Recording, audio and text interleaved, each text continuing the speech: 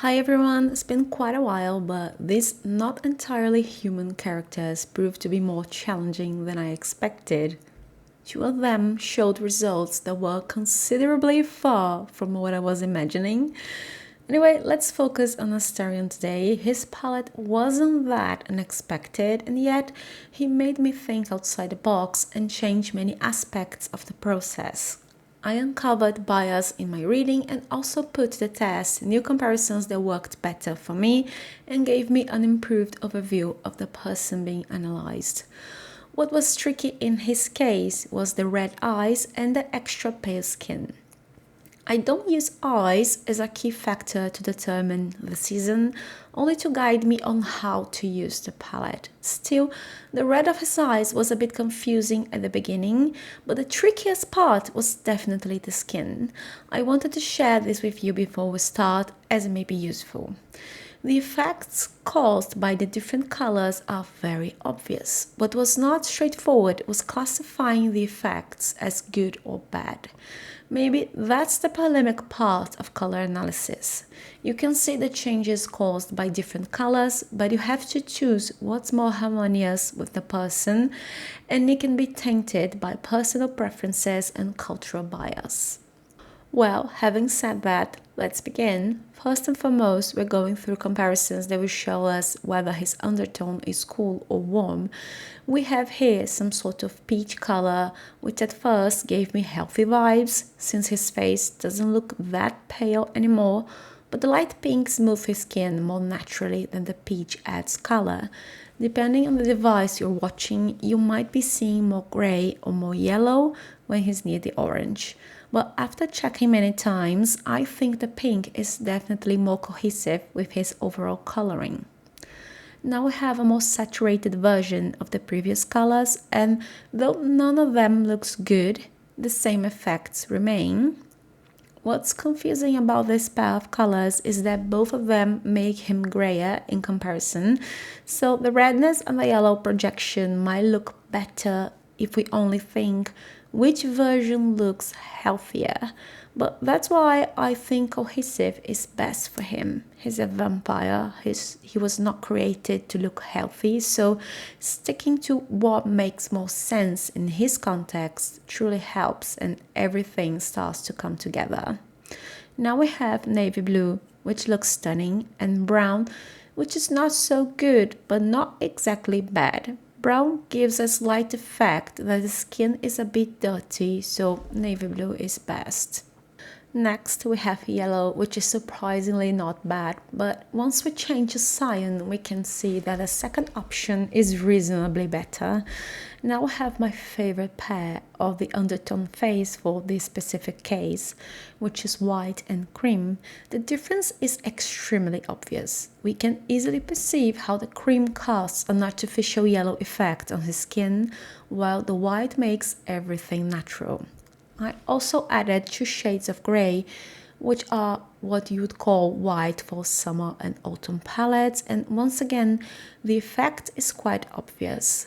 I went a bit wild with the comparisons because there was a point I was getting so confused I wanted to make sure I was getting everything right.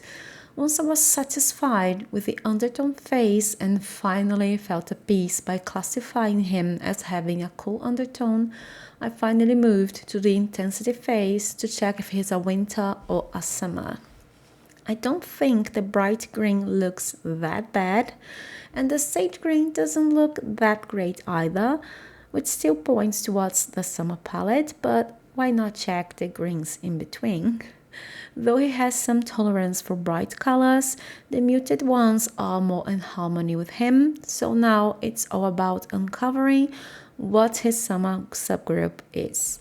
First, we have light summer, which is the cool colors with a lot of white. We can already see that in comparison with the muted greens in the intensity phase, this light pink is a bit too bright due to the whiteness. The same goes for this aqua. Blue is good. It's naturally a softer color, so it looks nice. But once we go to green, the brightness goes up and the harmony goes down. And then lavender, which is also naturally softer, makes everything fall into place again. Since only the coolest colors from Light Summer truly worked, I don't think this is his subgroup. Now we have Soft Summer, which feels relieving after so much whiteness, but I must admit that something is missing. The grey looks great, but sand brings that redness from warm colors. Antique pink looks good. Cool soft brown too, and finally the sage green doesn't look so soft now that we've seen softer colors. Soft Summer is definitely a contender. Only one color from the 5 looked not as good as it could, but we still have Cool Summer, and I think Cool Summer brings that little thing that was missing in Soft Summer, which is intensity and moderation. None of the colors looked out of context with him. There's no ambiguous color to disturb his undertone, and the balance between softness and intensity is on point. We also finally have a red that matches his skin and his eyes. Still, we're going to check the neighbor seasons. No one fits perfectly inside a single subgroup. Their color spectrum always bleeds to 2 neighboring subgroups which are not necessarily inside the main season, so we need to check everything that's around. I brought Light Spring simply out of formality since everything is off. But it's not only nice to be sure, it's also good to see his face changing every time the color gets closer to his chromatic characteristics. Cool Winter gets better, but once I go to naturally brighter colors, it's definitely a no. Once again, the blues are fine, but other colors, not so much. If only 2 colors worked, one is okay and the other 2 were bad, then Winter is quite out of his palette. The pattern is similar to Light Summer, only very cool colors work. Lastly, we have Soft Autumn, which is quite refreshing after Cool Winter. It's like we can even ignore the undertone. However, in previous comparisons, we clearly saw that the wrong undertone disturbed his coloring, so we need to be careful here. The Soft Autumn looks so much better because his undertone is not that important in his case, or because the balance between intensity and softness is so crucial that a bright season made a softer season look way better than it actually is. What I mean by that is, did we get Soft and Cool Summer wrong, or is he almost entirely inside the summer palette? So I pulled more comparisons. Between Mustard from Soft Autumn and Sand from Soft Summer looks better. Cool Soft Brown and Warm Beige are not so contrasting as the previous pair, but Soft Summer wins again. Orange versus Grey is pretty straightforward comparison. Soft Summer again. Between Antique Pink and Soft Red, pink is better, and the greens are also obvious.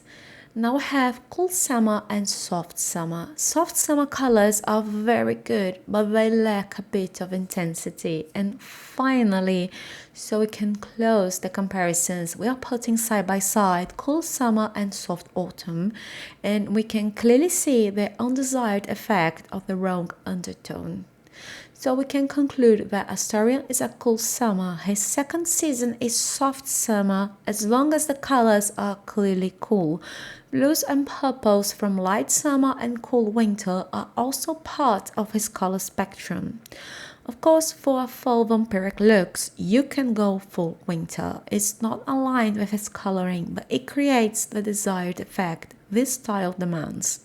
Remember, color analysis uses harmony, naturalness, and healthiness as the ultimate goal, but if you want a different effect, you can use any color you want as long as you are intentional. It would look good. Intentionality is key. So that's it. I hope you enjoyed it. Don't get angry with me if I've said anything you disagree with, and be kind in the comment section. Don't forget to leave your thumbs up if you liked it and subscribe to our channel if you want more content like this. Bye!